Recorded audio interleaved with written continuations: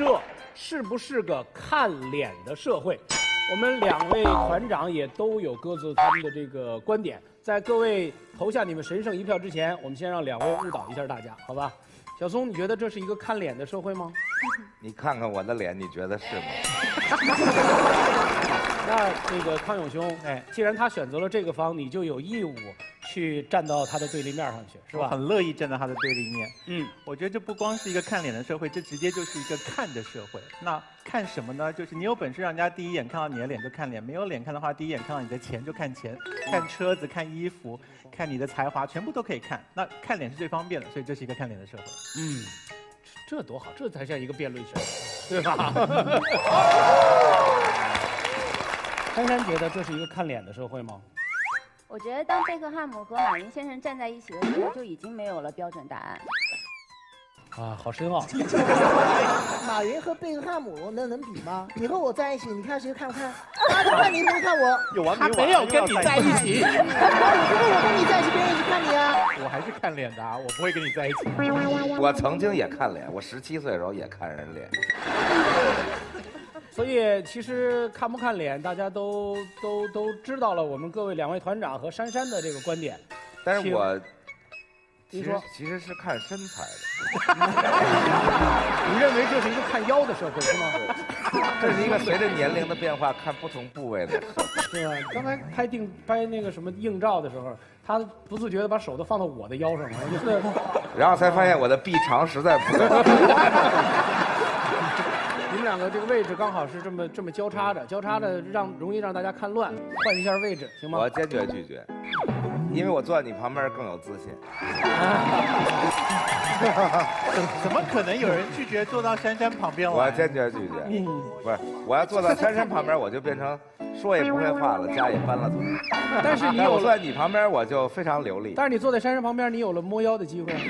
那更不行了。那不行。老想着摸腰，还能辩论吗？哎，我觉得好怪，这一方长得明显的更好啊，颜值比较高，确定吗？颜值明显的，所以我们才更有说服力。这个人占了便宜还要卖乖啊，是这样吗？你凶个屁呀！激动好不好？长得好看就要骂我们呢。稳住。那个刚才有一个选手提到一个词叫颜值，小松知道吗？是盐有多咸的那值吗？脸面的颜值，你的世界里没有这个词儿，你的词儿因为说突破了0，是这意思。你叫做颜不值，你知道吗？这个康永知道这个词儿哈，颜值。哎，听起来懂，可是怎么那么像日本里面出现的？珊珊知道这个词儿吧？颜值。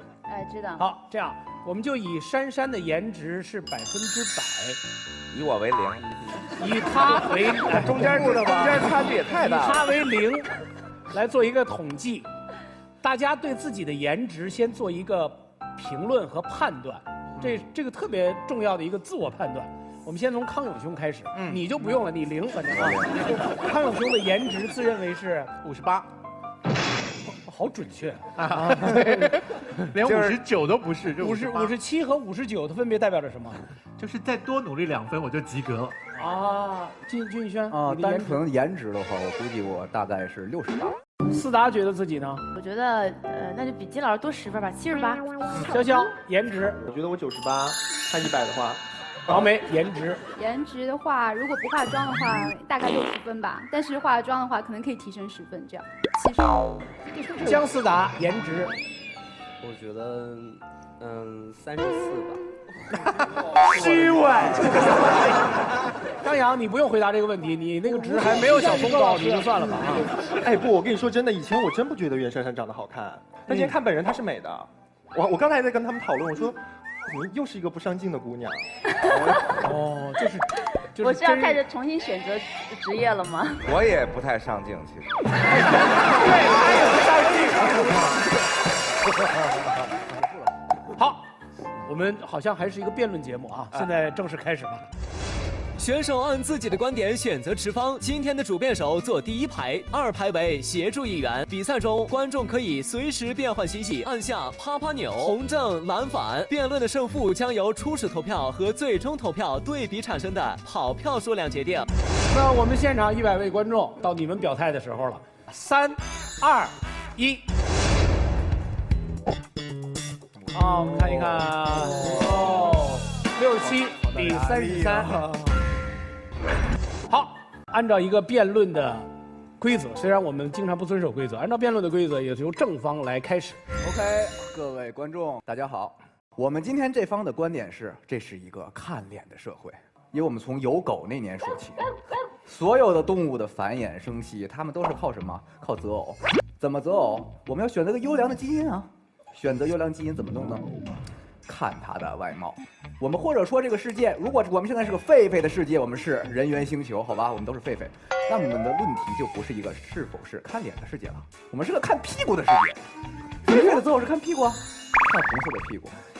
实际上，高老师坐在这个位置，就为我们充分的提供了一个证明：这个世界真的是一个看脸的世界。而高晓松老师由于缺少一个很重要的东西——颜值，他只能把大家泡妞的时间用来苦练自己的琴艺。当练成之日，你才坐到清华的草坪上。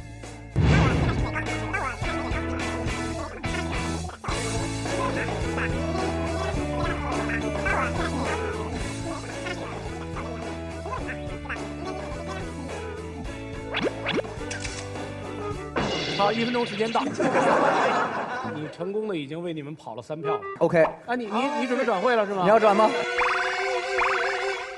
不过金宇轩刚刚讲了个重点，就是说是因为这是一个看脸的社会，才把高晓松逼到了得苦练吉他，然后成为校园音乐人的这个，然后就完全否定了他看脸的社会。对你看他的意思就是说脸不行，用别的也靠别的行啊，可这说明他自己否定了自己嘛。不是，不对。按你这个说法，钱不够用，他开口了，我不可以用信用卡。了。你用您这个说法，钱不够用的时候可以用信用卡，所以信用卡可以取代钱。你觉得这是正常的吗？其实你不是颜值不够，你不能来凑。高晓松老师，你弹吉他弹那么多次，我们并没有说这只是个看脸的世界，脸很重要，我们没有说它是唯一呀，是不是？我刚才老师说的是对的，你为什么对于我们这种颜值的人不能胳膊肘膀你拐一下呢？你老看高老师有什么意思啊？是在解释。就我说对的，谢谢大家。我还可以补充吗？我来说一个我自己的事情吧。我以前高中的时候有127斤，然后当时我考的是传媒大学播音系，我们就是出来以后就要干主持人这一行，我就跟一堆人一块儿去一个北京的某一个公司做节目那个公司去面试，我觉得我说的特别好，我觉得里边没有一个人说的有我好。后来回来以后，我等消息的时候，最后我被淘汰了。于是我就开始去问，我说制片人为什么我没有被选上？他跟我说这样一句话，他说我们团队够强大，我不用你特别会说话，我们都可以包装你，教你怎么样去说话。但长得好不好看这个东西是最直观的东西，观众第一眼看到你的脸的时候，你长得不好看我就换台了，我不提你说什么，就是这么现实。我也怀疑过。你那时候127斤是吗？对，127斤。你也到过127斤？有过。126比你瘦1斤。我也到过127斤。那谢谢刘思达，你跟我们分享了你悲惨的童年故事啊！就在不久之前好吗？而且会一直延续好吗？这个现象，我要大家都是你清醒一，点好吗？我要是你，我就不服这口气，我就回到127斤，看看世界还是不是那样。我就不能那么蠢啊！你认清现实了以后，你可以不服，但你一定要认清这个现实，然后去改变啊！那肯定要减肥啊！好的，再不让人家说话有点太不公平了哈。现在由反方来发言，谁先说？我先说，我先跟大家分享一个我的故事吧，就是曾几何时，我也和大家一样，我觉得在娱乐圈，只要你长得好，或者你整得好，总有我的一席之地，好吧？大家现在看看我都一把年纪了，我还坐在这儿跟一群神经病来谋生，你知道吗？然后我还想说的是，所以这个时候我就深刻的意识到，我真的是吃了没文化的亏。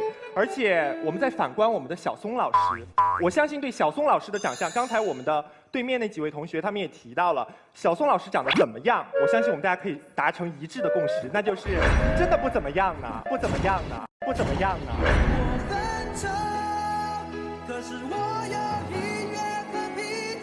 但是他们刚才也提到了，小松老师是一个很优秀的音乐人，人家90年代就知道把别人的长发盘起了，这个小才华我真的是望尘莫及。所以呢，其实我原来写的是谁把你的裙子撩起。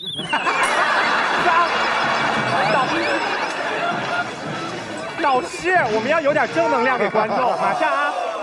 正能量马上来了。所以呢，小宋老师虽然长得比较大胆，但是我们必须承认，他真的是一个有才华的大男孩呢。而且，说到这个社会脸重不重要，我们不否认脸很重要，但他们真没那么重要。就说我吧，大家看我穿的人模狗样的，真的，我的证件照拿出来，比对面的张扬同学长得还要残忍呢。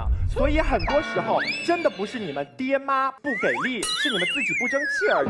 我觉得一个人如果连自我包装和自我管理的能力都没有，那你真的是失去了核心的竞争力。累死我，让我休息。我们看一下啊，你真的征服了很多人，现在已经接近要打平了，49。哇，拉平。我发现我们已经输掉了耶！我发现今天的现场观众还是非常敬老爱幼的，像潇潇这么50多岁一把年纪啊，大家居然能够给他这么多的鼓励，真是啊，夕阳红啊！这6位选手还有年龄比我大的吗？真奇怪。张扬，哎，你让人家说完了啊！好，他不说完了吗？姜思达，你请。对面的张同学告诉我嘛，其实脸是重要的嘛，别的也是重要的，你今天能力也是重要的，你钱也是重要的。但是如果这样，我们就能得出这是一个看脸的社会，那我们就能得出任何一个结论，这是看钱的社会，这是看爹的社会，这是看身材的社会。所以这样论述啊是没有什么道理的，它只不过是告诉我们脸是重要的，而我们也承认脸是重要的，但是我们并不认为这是一个看脸的社会。为什么？是因为在我们走向成功的过程当中，我们会发现，脸和其他因素相比是最容易提升的一个。在我原来的时候，我是个单眼皮，我妈就觉得双眼皮会比较好看。那现在有这种医学技术，我就说实话嘛，割了一个双眼皮，那很快就康复了。你可以一天整成范冰冰，但是你能不能一天读成林徽因，这个事情我们也不得而知。所以我们认为，在这种情况之下，脸好像没那么重要。张司长，我有问题。张司长，你只有割双眼皮吗？真的。那你其他脸上部位没动过？没有。思达，你早晨起来有刮腿毛的习惯吗？效果看好像刮的也不太好。没有。我们摄像老师给一个特写，就像他这种是这样的，因为本来打算穿上丝袜的，但是觉得还是算了吧，就是退毛就退毛。啊，你一直跟他聊他的腿毛，等一下他们这一队的这个不高兴。他大腿都露出来了，然后你就关注那个小腿。潇潇是每天要刮腿毛的是吗？莫名其妙的。我跟你说，我真的是被姜思达给逼的，真是相煎何太急，这小妖精穿成那样，我真的我就只有这样了，你知道吗？她穿裙子我就只有超短裤了。你可以穿迷你裙啊，迷你裙，这样好吗？那她怎么办？她本来床单嘛，就算了。对啊，我都桌布了。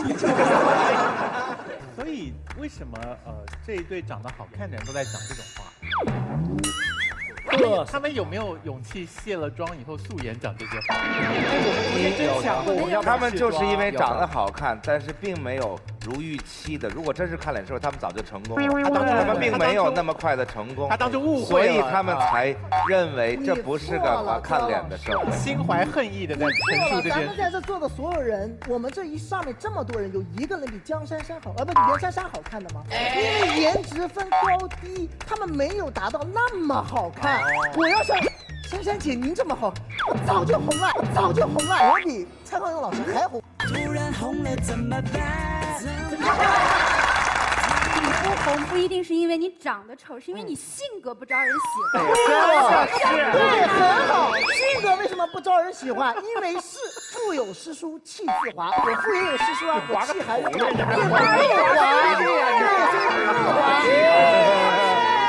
我们再来看，有些人说文化，唐宋八大家出来8个人。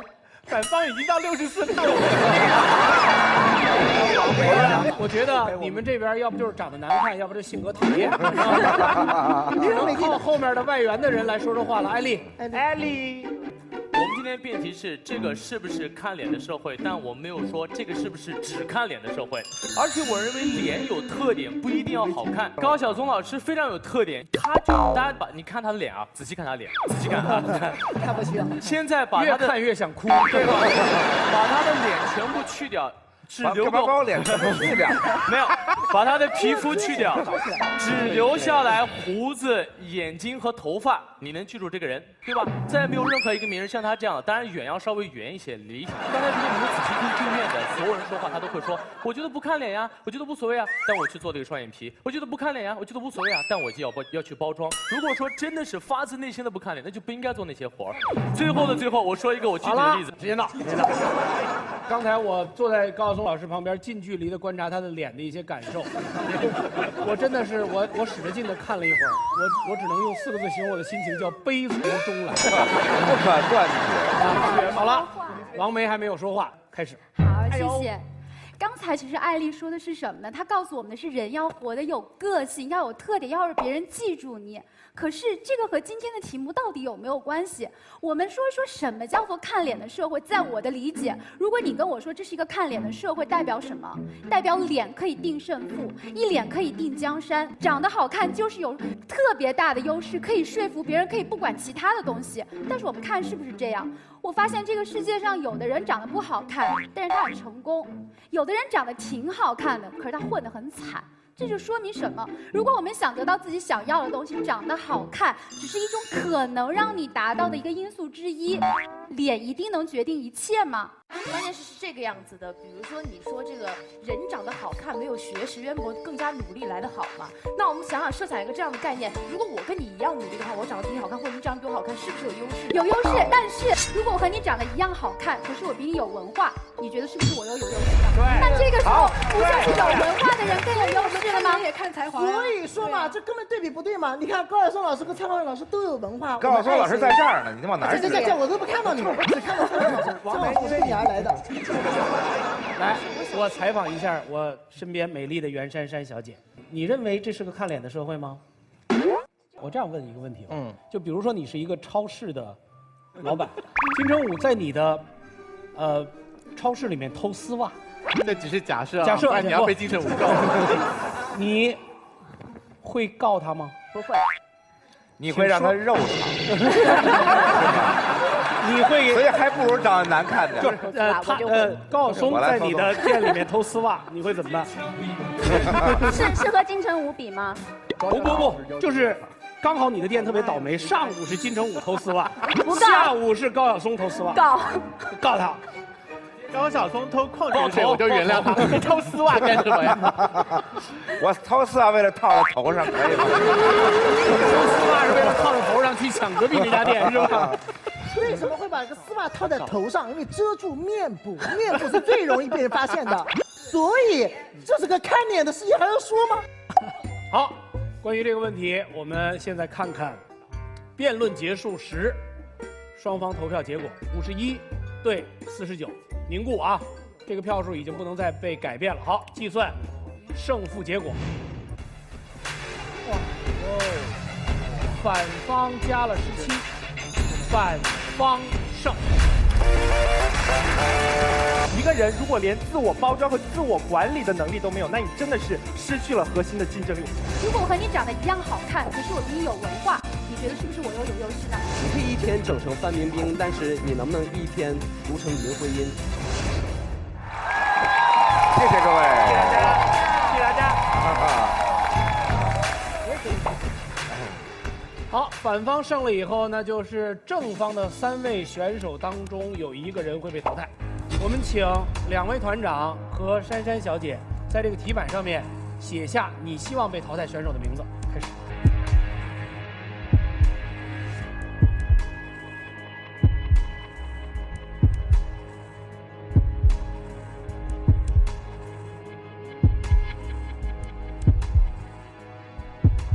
好，来吧，3位都把这个题板扣起来，然后在我们把这个结果给大家看之前，请先说出自己的原因，但不要说出这个名字。高团长。我觉得作为胜方再去淘汰这个负方的选手，实在是于心不忍，所以我们叫胜不骄不追杀。哦，胜不骄不追杀。我觉得小松胜负心太强了，啊，然后这么强的这个胜负心都就上来就已经交了，这就是交。来，我们来看看这个袁姗姗小姐。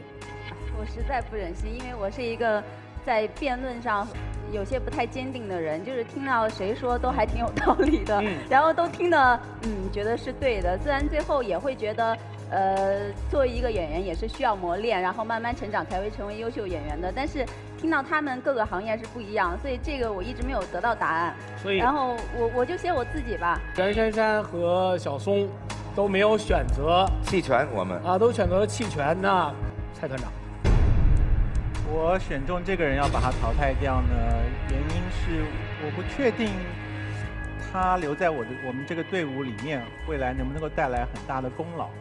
可是我几乎可以确定，他留在这个队伍里面会带来很大的伤害。好，这是您的选择，是，所以请亮题板。本节目由不走寻常路潮流品牌美特斯邦威冠名播出。一定要下载爱奇艺视频看奇葩说呀！登录人人网，关注奇葩说公共主页，参与奇葩话题，有奇葩惊喜。微博关注爱奇艺奇葩说，跟我们互动。微信添加奇葩说订阅号，每天推送纯干货，喂饱你。请亮题板。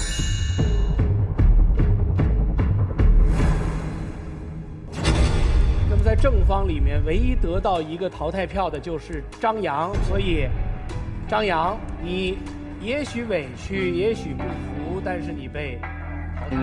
心不服，口更不服，都不服。我觉得我已经尽力了，但是我没有想到会这么快，我真的想不到。当然，也许说蔡康永老师是在保护我，他可能要单独发展我，也未必哦。好，谢谢老师。谢谢。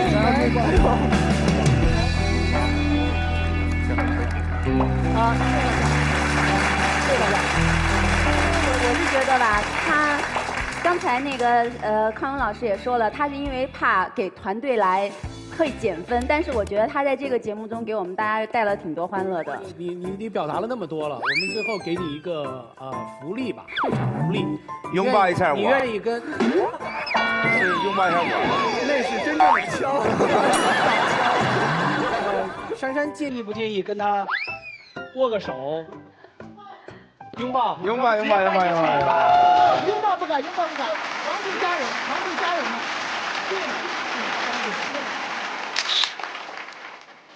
他太可爱了，就虽然说康永老师第一轮让他下去了，但是他确实是给我们带来了欢乐。他在做节目方面气氛上很有帮助，等到我们不需要仰仗任何一个人来塑造这种热闹的气氛的时候，我觉得张扬才会有发挥的空间。有人说婚姻是爱情的坟墓，事实真是这样吗？对，事实真是这样的。因为爱情，天后离婚了。当婚姻没了，爱情是否还需要延续它的生命？想什么呢？门儿都没有！我家那个杀千刀的这几天要跟我闹离婚，他说什么要遵从内心选择，重新追求隔壁小花。那个小花有啥好？身材扁得跟墙壁似的，这都要怪那个叫王菲的，一大把年纪了，日子不好好过，非得追求什么真爱。你看，又跟那个姓谢的小白脸跑了。现在我家那头子也想老能吃嫩草，没天理呀！想离婚没门儿。不过也有人认为婚姻没了爱就该离婚。维系婚姻的要素是精神、性和物质，其中精神和性是婚姻的基石，没了基石，婚姻势必坍塌。王菲和李亚鹏的婚姻没了基石，照样离了。所以，与其相濡以沫，不如相忘于江湖。总之，不管离不离，如人饮水，冷暖自知。诸位看客，你认为没有爱了，要不要离婚？没有爱，不要离婚。其实这个点我们也有一些很困扰的问题啊，比如说高老师这个问题。高老师站在我们这边吧。这个你就别深挖了，有可能。现在我们第一个是爱情是责任，责任一定是重要的，但是我们不能说责任，我们要说爱，就是不准他们偷换概念。对，他说的是爱。反方有结婚的，金老师估计又得教我们怎么做人了吧？知音读者，但我觉得对方很会讲故事，就是对方潇潇还蛮会讲故事。我们相信我们要靠自己就可以打出一片天下。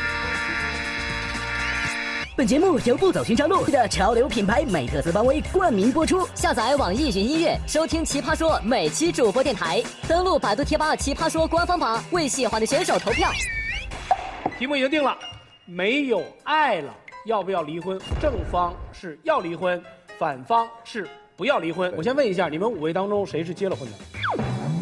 那个全场好像就我一个，标准。全场就你一个是结了婚的，是吧？对好，那个你们分好位置，我们来问问2位团长啊，您在哪派？鉴于这个论题超出了我的生活经验，不刚好在你的生活经验里面吗？所以我是有发言权的。所以我选择弃权。而且我觉得这样的话题由我跟康永来各带一队，其实不太好啊。我觉得应该由康永和袁姗姗小姐各带一队，因为男女各自有不同的立场，对爱情。我觉得你这个建议很好，可是可不可以这样子，就是说袁姗姗带的那一队呢，你要当军师，可以吗？哎，我在旁边支招，好吧？好吧。所以你袁姗姗支持哪边，我都可以帮你支招。行，那我们就不用问蔡团长了，因为那我是不是得选择看是哪个方你比较善于支招？我都可以。没关系，他很有经验的，你放心，这个话题他很有经验。全场就他最厉害啊！好，那蔡团长你吃点亏，我们让袁姗姗先来选，对吧？没有爱了，要不要离婚？为什么我们有这么长时间的沉默？因为他脸长得漂亮，爱沉默多久都行。我自己会选择不要，但是作为为高老师是我的军师，我选择要。我要听你讲话。太内行了。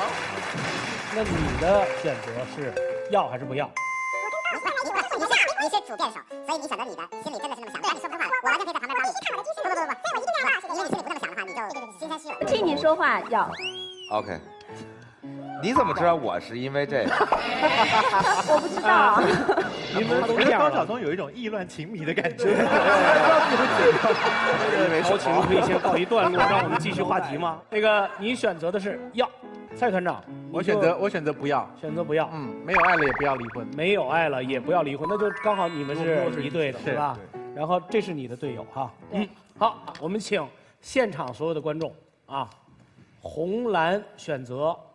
正方是要离婚，反方是没有感情了也不要离婚，请选择。选手按自己的观点选择持方。今天的主辩手坐第1排，2排为协助议员。比赛中，观众可以随时变换嬉戏，按下啪啪钮，红正蓝反。辩论的胜负将由初始投票和最终投票对比产生的好票数量决定。好，我们现场100位观众有61个人认为，即便没有爱了也不要离婚；39个人认为没有爱了要离婚。我们话题的讨论开始。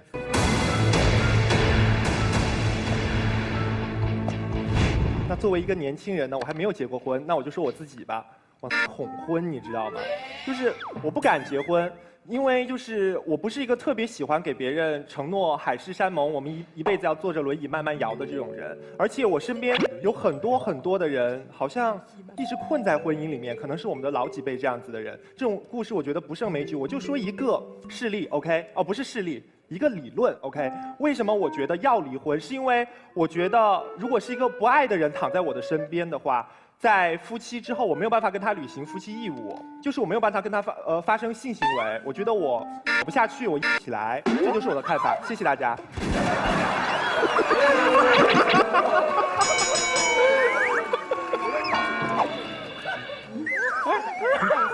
简单直接的陈述，有理有据啊。王梅。其实我也没有结过婚，但是从我自己感情出发，我是一个女生，我最讨厌我男朋友或者我以后丈夫对我说什么话呢？就是不管什么样的身份，说我爱你，但是我对他有责任。不管我是那个你还是那个他，我都觉得非常的恶心。我觉得这种男人说这样的话非常非常的渣。你已经不爱我了，你为什么还要跟我在一起？让我每天和一个已经不爱我的人，我和他一起生活，和他一起睡觉，那其实我和有什么区别？我是免费的。只有这唯一的区别而已。如果不爱我了，不要再对我负这样责任。我觉得女人不需要这样的责任，我们值得这辈子找一个真正对我有感情的人，我们和他过一辈子，而不是为了所谓的责任。我觉得有一些人他要的太多了，他又想要自己所谓的爱情，又想要所谓的责任，其实真的不需要。我们女人不需要这样的责任，而且。当我们碰到这样的男的时候，会有人居然跟我说你超幸福，你有一个有责任感的男朋友，他有责任在哪里？王梅，哎，你在说这番话的时候，你觉得镜头后面有一个特定的、特指的一个人吗？为什么这个节目感觉把这么多人的童年阴影全挖出来了？我是隔着镜头在对某一个人说这样的话。人家讲的是自己的真实故事，就差点名了，多好，对吧？你放心，我一定让他看到这个节目。好。姜思达，你请。要说我和离婚这件事儿有什么关系呢？一确实没结婚，但是说实话，我又是来自一个离婚的家庭，所以没了爱的时候，不应该离婚，似乎有很多牵绊在。有很多人说这个牵绊是孩子嘛，但是就在孩子这个方面，我觉得我有话要讲，因为我来自这样的一个家庭。在我小学5年级的时候，那时候我刚从这个小学的在北京夏令营回家我带了一串玩偶。带了一串玩偶，就是分别代表着我的父亲、母亲、我的我姥爷。然后这个时候，我妈看到这个就哭了。然后晚上呢，在这个火锅店里，大家一起吃饭，我爸就问我，他说：“这个爸爸妈妈要离婚了，你同意吗？”我当时反应非常的快，我说同意啊。然后我爸接下来的一个问题是：“那你跟谁？”我说我跟我妈。其实为什么我反应那么快呢？因为即便我知道不离婚，他们两个没有爱的时候。家里也是鸡飞蛋打，有的时候他们会互相争吵打架，有的时候就是甚至那种冷战，就是让我心里还是蛮难受的。所以与其这样，不如好聚好散。我觉得有的时候我们把这个离婚的事情太污名化了，把它想得很难听，说我离过婚是一个所谓的一个人生的污点，但好像也不是这个样子的。我觉得永远对你的爱是相信的，永远相信你拥有爱这个权利是更值得尊敬的。谢谢。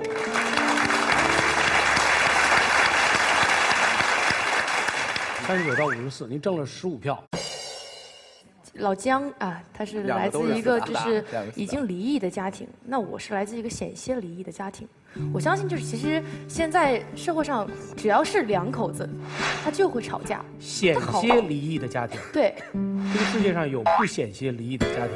对呀，所以我说嘛，就是每个家庭都会有争吵，对，都会闹离婚，而且甚至就是一个常态了。因为我爸妈是就是当时他们晚婚嘛。结婚以后，我记得小的时候，因为我为什么叫思达，我不知道姜思达是不是这样啊？因为我爸爸说，星星的英文是 star， 然后爸爸是太阳，妈妈是月亮，我是星星，所以我叫刘思达。大概4、5年级开始吧，爸爸妈妈就开始吵架了。因为那个时候我觉得啊，我们家里那么和谐，感觉是个太阳系，应该不会吵架，一直都会周而复始的运转。我是没有那个概念说，相爱的人是会吵架的，因为毕竟小。然后后来呢，他们就开始吵架，吵得特别厉害。我甚至会怀疑，啊，这爸爸妈妈怎么像陌生人一样，像敌人一样？因为甚至有的时候会动手，我是理解不了的啦。然后那个时候他们就开始办离婚，我甚至也像思达一样，就问我说要跟谁。我当时很抵触，我说谁也不跟。我说那你们离婚我就去死。小时候比较偏激。然后后来有一天，我记得我是在睡觉，半夜的时候，然后我妈妈就过来。突然叫我，马上星星那个爸爸生病了，妈妈陪他去趟医院，明天早上你自己起来去上学。我当时迷迷糊糊反应了一会儿，反应的时候我就听到门已经要关了，然后我马上爬起来，我就去看。我妈妈1.58米，个子很矮，当时是80斤，因为我妈妈心脏不好。我爸爸1.84米、85的样子，然后那个时候还挺壮的，160将近160斤，2倍。我就看见我妈妈，就把我爸爸背在身后。就一步一步往前面走，下楼梯，下了楼梯以后，而且打不着车，我一直跟在后面，我看到打不着车，我妈妈是这样，真的是把我爸爸背到医院去的。你们想象一下，就好像对面的王梅同学背着小松老师那种感觉，那是什么力量啊？我就想问大家，这是什么力量？他们吵架的时候，我以为他们不爱了，他们自己以为他们不爱了。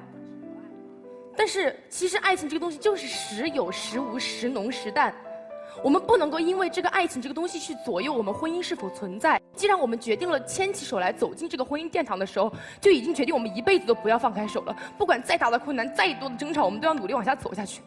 我看过一句话说，不管你有没有结婚，可能你是情侣，一男一女在一起，你会有100次剑拔弩张的时候，你会有100次觉得对方是他的陌生人的时候，你会有100次觉得我靠，我当时怎么会跟你这种人在一起的时候，你会有100次说我恨你，我恨你，我恨到死的时候。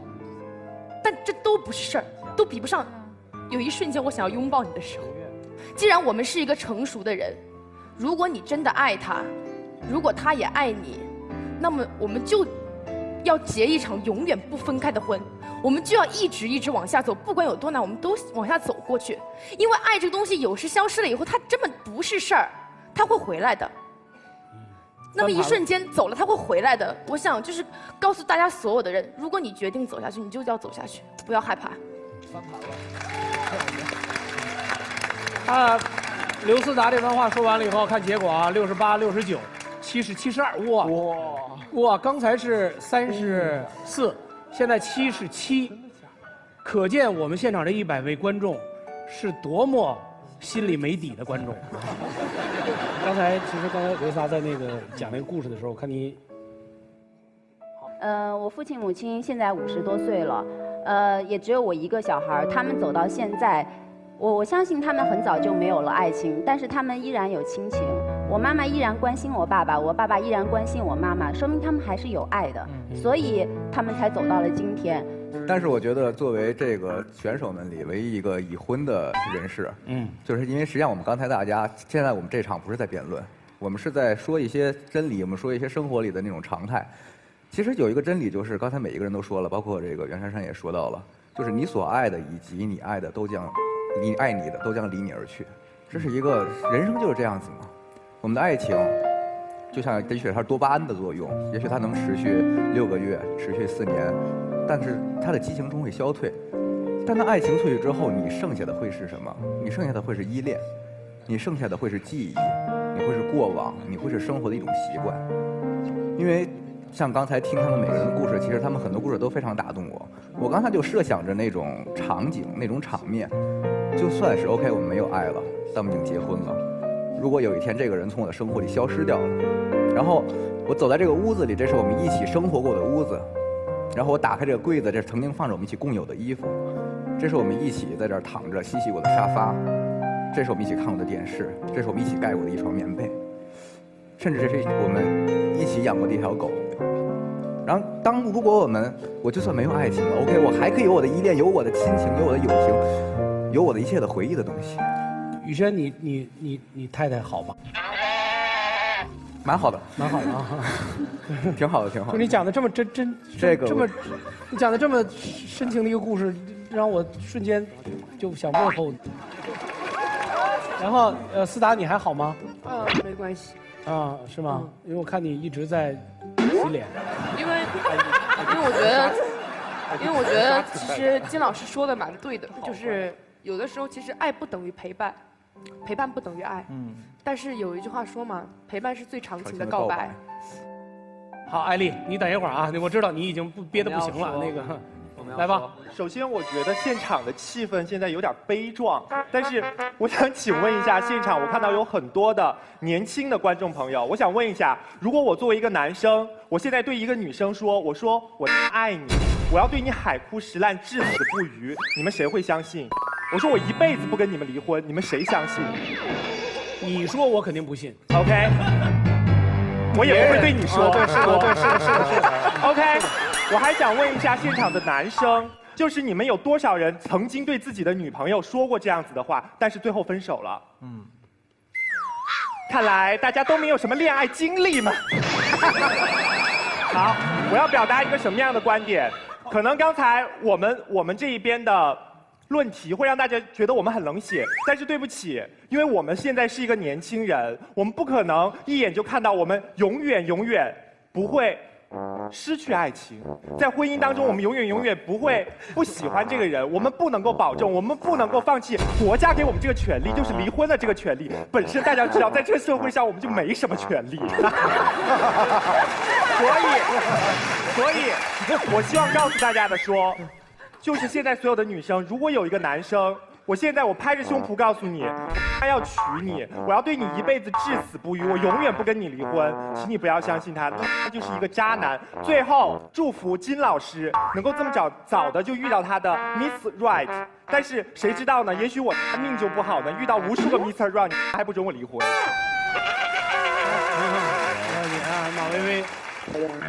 已经不行了，憋行了。我本来是支持他们的，没想到他那么矫情，赶快坐过来了，怕被传染。人怎么矫情了？其实婚姻是一件特别冷酷的事情。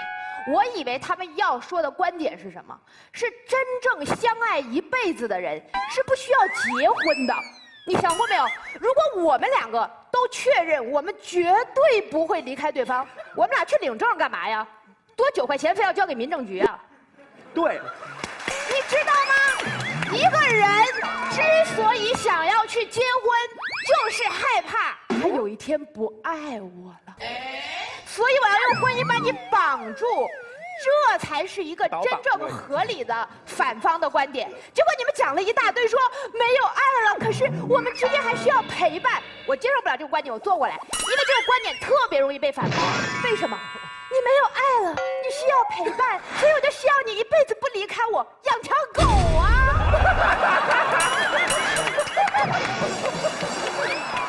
这边都连养狗都已经出来了，是吧？我承认啊，就是我提到陪伴这个事情，我是确实我这个人就是逻辑很弱，但是我就是情感很丰富。那有多少人凭着逻辑在活着？我们活着不就是图情感吗？况且我还不喜欢。我们是有感情的，我们为什么不能忠于自己的感觉啊？但是我觉得刚才听完你的故事，我不仅不认为你的父母之间没有爱了，反而我认为你的父母之间是深爱。我说过了，没有爱了，不是说在每天的日常当中你都你侬我侬，就是就什么花好月圆，并不是每一天都这样的。你爱不爱一个人的时候，你心里非常的清楚。甚至说，当你问你的朋友，哎，你说我爱不爱他的时候，其实你的心里已经有答案了。哎，厉害了！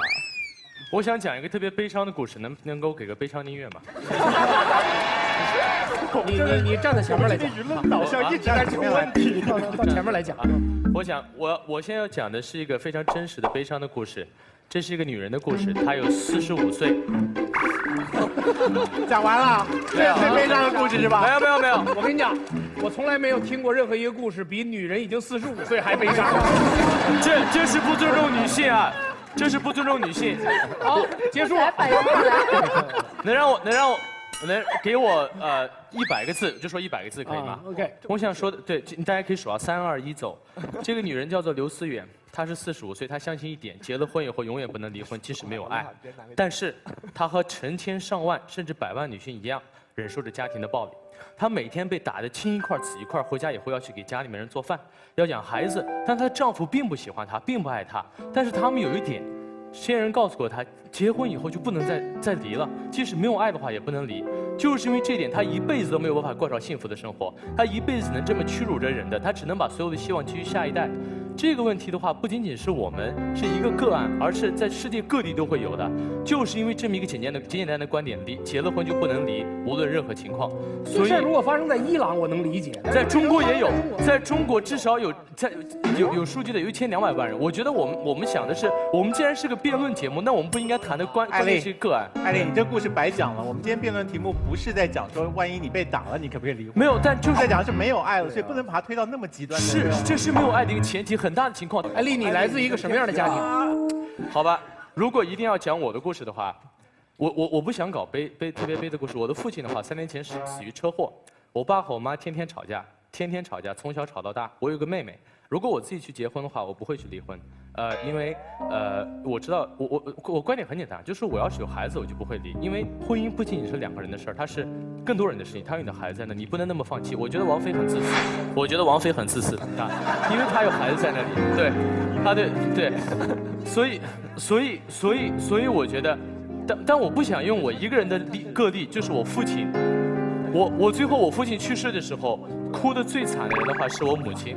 对，我知道，我是在这边，但我不想，因为我一个人悲惨的案例就让成千上万的人受苦啊，最后就变成了所有的女性就会觉得我打死都不能离婚，然后她就会受到家庭暴力，这是一个非常危险的思想。我认为啊，我觉得既然我们是奇葩说，我觉得你应该站中间，因为你其实很难讲你到底是在哪边的啊。好，王梅。刚才思达说的时候，我真的很羡慕他。他刚刚说他妈妈背着他爸爸的时候像什么？像我背着高晓松。作为一个女生，我知道我得多爱这个男人，我才肯背起高晓松去下楼梯。他父母之间是没有爱情吗？他父母之间超有爱情。你们没有经历，或者说，其实你真的没有碰到过父母之间真的没有感情是什么样的情况。当你们两个人真的感情破裂，你病在那个地方，他都不肯去照顾你，他甚至不关心你，他却还想说，我还想勉强的维持这个家庭的时候，这才叫真正的没有感情。而像他这样是有感情的。思达的故事告诉我们什么？告诉我们，当你选择要离婚的时候，你要慎重，你要好好想一想，你是不是还爱他。可是，当你好好想了之后，发现你们之间确实没有感情了，那真的应该离婚。为什么我这么懂？不是我离过婚，是因为我清楚的知道，当你喜欢的人已经不喜欢你的时候，你每天想要……行了，你又开始你自己那个悲惨故事了。那个不，我不讲悲惨的故事，我没有悲惨的故事。再给我1分钟的时间，很短。我只是想跟大家说，作为我们女生来说，我们真的值得找到一个真正爱的人，过更好的生活。没有必要觉得好像让这个人照顾我们，让这个人勉为其难和我们在一起，好像是我们最好的归宿。因为我们每一个人都值得找到一个真正爱的人。魏明，我解释一下，我说王梅就刚才一个问题啊，我觉得他把自己的理解带入了人家的家庭，人家自己的家庭已经走到了婚姻的边缘，人家自己知道还有没有爱了，干嘛要把你的猜测强加给人家呢？非常简单。我们反复两边走来走去换观点，这证明什么？你跟一个自己不喜欢的观点和队友都无法坐在一起超过5分钟，你怎么能跟一个你不爱的人过一辈子？不，我觉得核心是因为你不用分财产。对呀，你要是从那边走到这边，财产有一半得留在那边，你试试看。刚才王梅你对思达的这个进行的进攻啊，我可以说是。其实正是说了一条，他完全还有一种可能是什么？是你刚才说你最厌恶的那个责任感，那完全是一个出于责任感，我也可以做到这个东西。我是一个大学老师，我的学生有因为惹事儿被警察抓了起来，然后被在关了8个小时，然后我从晚上10点钟在门口等他，在派出所门口，我一直等到早上，并不是我喜欢那个学生，那个学生不是一个好学生，他甚至在某种意义上说他是一个非常顽劣的学生，但是我不想在他被警察关了8个小时之后出来。第一眼看到的是空无一人的街道，我想让他看到一个他认识的人在陪着他，这就是我责任感。我不可能爱他，我是个直男，他是个男的，还长得不好看，但是我会陪着他。如果一个负责任的人，不管他有没有离婚，他都会尽他应该尽到的责任。责任其实跟感情，其实可以换开来。但是关键是你的爱情如果加上了结婚这件事情的话，就是相当于你给了对方一个承诺。是你亲口跟他说我要跟你结婚，我要跟你过一辈子的。那如果我们刚刚讨论了很多话题，说你没有爱就不要结婚这种东西，就我觉得跟这个辩题一点关系也没有。你既然选择了结婚，那你就把你自己履行的那些说过那些承诺你给做到啊！你不做到，你又结什么婚呢？这根本不用结婚啊！不是，错。我想告诉你的是，没有。我们今天的辩题你刚好说错了。就像我们刚才说的，其实刚才康永老师说艾丽的那个例子举得不恰当，我觉得不是。为什么没有爱？因为他打我，所以我对他没有爱。为什么没有爱？因为有人背叛我，所以我没有爱。就像我刚才说的，我说我睡不下去，为什么？就是你都已经身上，你心里面都已经住了另外一个人了，你身上都有别人的香水味，还要我擦掉一切陪你睡，我凭什么呀？你凭什么绑着人家不让人家离婚呢？凭什么呀？凭什么呀？我们也讨论蛮充分了，你不用发表观点啊，因为你这个正在履行这个回避原则是吧？这个。我只是说这5个选手，你点评一下，你觉得谁比较好？你是中立的、超然的，谁你比较喜欢？我觉得他说的特别好。谁呀？对，潇潇是吧？嗯，我觉得爱是一个不应该拿来辩论的事情，这是首先。所以我对这个辩题一直没有发言。所以我只讲一个血淋淋的事实，就是1950年我们有了婚姻法，才允许女方提出来离婚。因为在过去中国的数千年里，都只有男方叫妻出三不去，就是女方犯妻案我可以休妻，那只有3种情况下不能休妻，比如说无所归不去，就家里娘家没人了不去，然后贫的时候嫁给你，富的时候可以不去，啊，再有就是雨耕3年丧不去，就是我替你父母守过3年孝不去，女方没有任何权利提出离婚。那我们新中国终于可以女方提出离婚的第1年。因为提出离婚被男方家里杀死的有7万多人。按照刘斯达的观点，杀死他们都有道理。为什么呢？是你承诺过，你不但跟我承诺过，你还跟我父母跪下承诺过，你还对你自己父母跪下承诺过，你还对神明承诺过，你要跟我过一辈子。今天你为什么提出离婚？我就可以杀了你。为什么不能提出离婚？为什么不能？生活在变化，那每个人的成长在变化。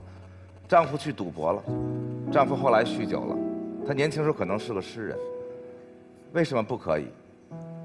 为什么你非要揪着我当年说过一句的承诺？每一个人都谈过恋爱，刘斯达，你谈过恋爱吗？对啊，当你跟人说我永远爱你的时候，那最后分开的时候，人是不是有权利说你怎么回事？你是个骗子，你是个女流氓？不会的，人家不会这么说，因为大家都知道生活在前进。一天一天在变化，每一个人都在成长。你18岁的时候并不懂得人生，到你28岁的时候，你终于知道自己要什么。为什么不能？我说完了。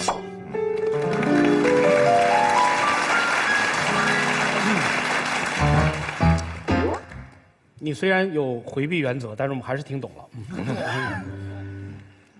我之所以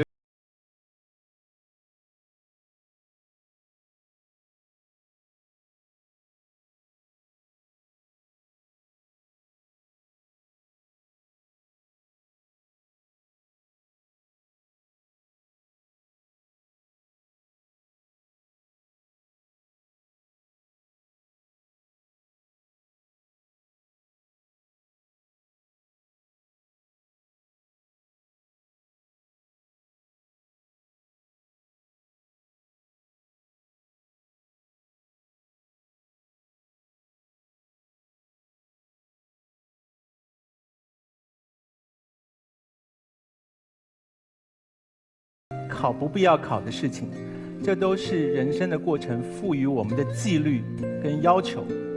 要你完成，是要你完成自己，不是要你一定要考会数学、考会英文、考会物理。所以不要误解了责任感对我们自己的意义。婚姻的承诺是我们对我们自己的承诺，不是一个我们对社会的承诺。所以我们没有不准你们离婚，我们讲的事情是，当你没有爱的时候，你不用吓到像见了鬼一样，一觉醒过来说我已经不爱他了，我要离婚啊！我们在这时候是要鼓励这样子的人说，可以想一下，要或者不要，因为他会去体会我是不是对他还有别的依恋。我们的回忆那么重要，我放弃了这份回忆去跟别的新的人在一起，回忆全部都作废，这个值得吗？回忆有的时候回忆作废了吗？我很高兴你愿意回答我这个问题，就没有了吗？请回答。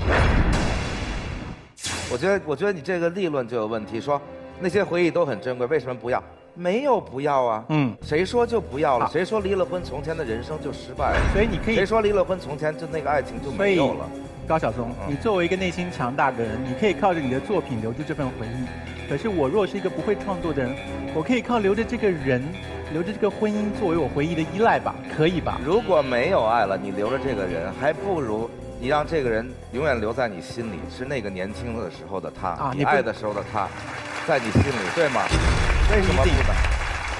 我们人生的很多事情都不是基于有没有爱而决定的。我们到了最后说老来需要一个伴，这个伴是跟另外一个人的连接，那个依赖。你觉得那时候爱还被放在老人家找一个伴的最高的标准里面吗？恐怕没有。他需要有个人陪在他身边，他半夜起来吃感冒药摔倒的时候，有人扶他一把，替他抱。那有多少老人是最后2个人老来黄昏恋，组成了新的家庭？难道因为这样，这2个老人从前的成长、爱情、年轻的时候付出过的所有的誓言，都是假的，都是错的吗？我想他们的回为什么忆打了不能很大的折扣。把那些东西都留在心里，而再组成一个新的家庭呢？是，所以你如果这样子衡量之下，然后你觉得我依然必须要离婚的话，我们这一方当然是同意你必须要离婚的。我们现在只是在提醒你说，不要动不动到学校去一不爽就说我不要上课了，我不要考试了，我要翘头，我要。我们这一方也没有说过一天的冲动就要离婚。你们这方的冲动，今天早上我醒来就发现这个就要离婚。你们这方冲动是说他醒过来看到这个女人，他硬不起来，他就要离婚。我跟你们，我跟你讲，你知道天底下有多少夫妻看到对方已经硬不起来了吗？就是这是常态，你根本不需要把这当成是一个理由。你不能说硬不起来要离婚，是因为我对他没有爱，我没有欲望了，所以我要离婚。我没有办法再跟他履行夫妻义务了。我相信不仅仅男生有这个需要，女生也有这个需要。那女生如果也不想跟我履行这个义务的话，她也可以离开我，这是一个双方的。我又不是，哎，等一下，亲爱的，我又不是神经病。我告诉你，我们3个又不是心理阴暗，告诉你们，哎，你们2个没有爱，必须离婚。哎，你们爱离不离正儿八经的。但是我们年轻人，我们就是要把态度摆端正啊，我们就是要离婚呐。如果没有爱了，怎么了嘛？潇潇是一个非常的标榜他因为年轻所以可以耍任性的这么一号人物。那我当然只能祝福他在人生未来的处境当中不要出现。你祝福我要离婚？我根本不相信你会结婚，你会结婚。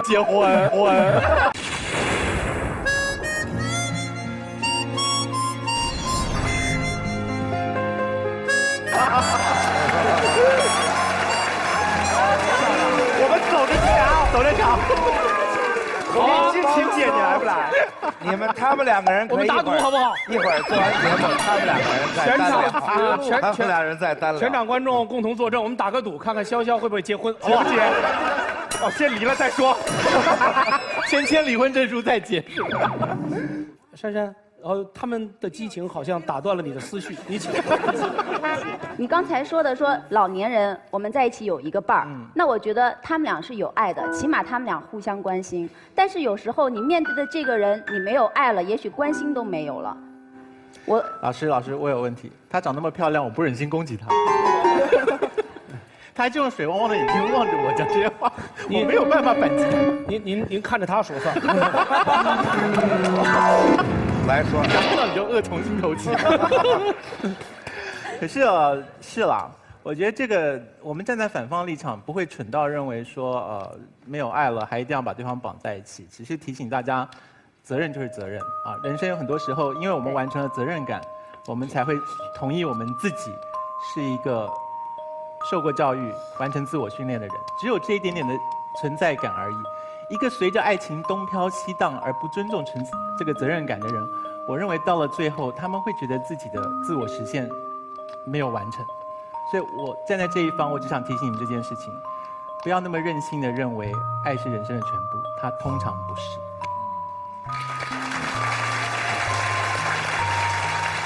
我们这个话题就讨论到这儿，好吗？告一段落之后，让我们来看一看现在的分数。现在正方35票，反方65票。好，把这个结果凝固住。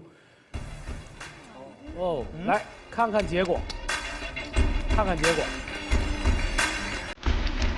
反方胜，对吧？我们这边赢了吗？对呀，我们有这2个人，我们竟然赢了。对呀。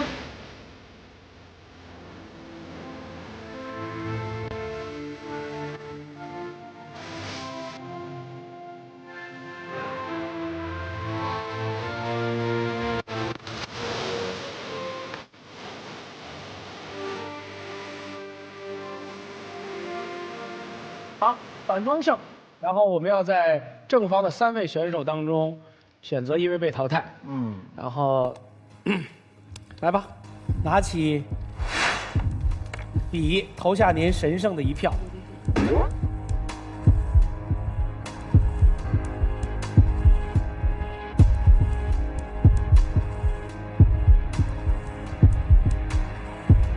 好，那个我们都写完了，然后先扣一下，扣一下，扣一下，然后每个人来说一个理由，从那个小松老师开始吧。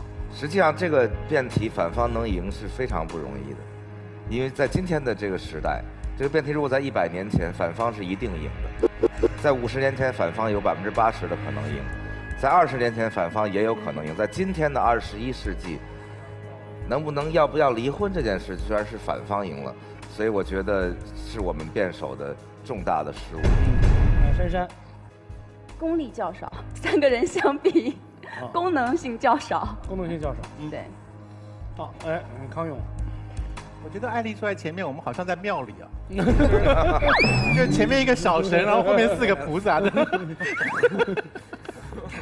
好，我讲一下我选择这个选手的理由。不过我要先讲说，小松老师刚才太客气了，就是如果他今天愿意不回避，就照平常一样发表意见的话，我想没有人能够反驳他。他站在一个极度有权威的地位，可以发表意见哈。那回过头来讲，我之所以选这个选手呢，是因为刚才这一组的刘思达讲话之后，把票数拉了这么多出来。对，我认为这证明了一件事情：我们人不是凭逻辑而活，是凭感情而活的。所以感情能够打动人的时候，逻辑相对来讲威力很低。所以你们的辩手当中，哪一个人特别依赖逻辑的，可能就是我选择他的原因。来，我们请3位同时亮出你们的小题板。本节目同步走寻常路，潮流品牌美特斯邦威冠名播出。一定要下载爱奇艺视频看奇葩说呀！微博关注爱奇艺奇葩说，跟我们互动。微信添加奇葩说订阅号，每天推送纯干货，喂饱你。请3位同时亮出你们的小题板。3位选择的都是思达，所以思达，你可能委屈，可能不服，但是你被淘汰了。我们3个人淘汰之中，这个选择到我身上，我觉得是正常的。但是最后的结果是我们输了，我觉得是不太正常。对方似乎有点把大家陷入一种心灵鸡汤的调调。思达，我把那个前一段时间小松老师在他的微博里借用的一句歌词来转赠给你，就是聚散也有天注定，不怨天不怨命，是吧？回避啊，好吧，谢谢现场所有的观众，谢谢珊珊，谢谢2位团长，下期节目再见。淘汰掉姜思达几乎违背我的审美观，因为一个第一次出现就穿着裙子，露着腿毛上来的选手，我无论如何都应该会留住他才对的。可是呢，我在海选的时候跟他的接触，以及今天跟他的接触，我觉得他有点过度信仰辩论社的那一套规矩。所以暂时把它放到后排去。我是特地做马航来讲这一段话给你们听的。谁决定是马航？吃出高潮来了也是很有意思的。美国能放过我们吗？关你屁事！你在打一个已经结婚的女人吗？听妈妈的话的坏学生有看过吗？为中华崛起而读书啊！我不知道他在说什么，可是我很感动啊！太不是东西了，太不是东西了，太不是东西了！这样不利于世界和平。本节目由不走寻常路潮流品牌美特斯邦威冠名播出。